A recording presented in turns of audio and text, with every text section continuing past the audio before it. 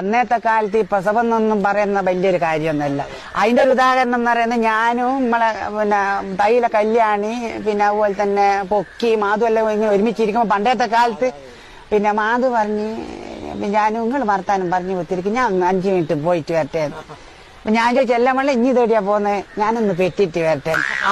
അന്നത്തെ കാലം അങ്ങനെയാ. മാധുവിന് അന്ന് 6 മക്കളാ. മാധവന് 6 മക്കളാണെങ്കിൽ ഈനേണ്ട നോക്കുവാനാന്ന്. അങ്ങനെ മാധു കെട്ടിയവനോട് പറയൂ, ഉയ്സ് എന്തെന്നാ ഇത് പിള്ളേരെ കൊണ്ട് 6 മക്കൾ എന്തിനും 2 പോരേനാ ഒരുപാട് ഇതിങ്ങനെ പറഞ്ഞ് പ്രശ്നമാക്കൂ. അങ്ങനെ മാധുവിന്റെ കെട്ടിയ പൊക്കം വന്നിട്ട് സമാധാനിപ്പിച്ചിട്ട് പിന്നെ മാധുവിന് 12 മക്കളങ്ങായിപ്പോയി. എന്ത് പറയാന്ന കേൾക്കണ. അവസാനത്തെ ഒരു മക്കൾ ഉണ്ടായിക്കല്ല, അത് പ്രസവത്തിൽ തന്നെ മരിച്ചു പോയിട്ട് മാധു കരഞ്ഞിക്കില്ല. അതെന്താന്ന് വെച്ചാല് അഥവാ പിന്നെ പൊക്കം വന്നിട്ട് പിന്നെ സമാധാനിപ്പിച്ചാൽ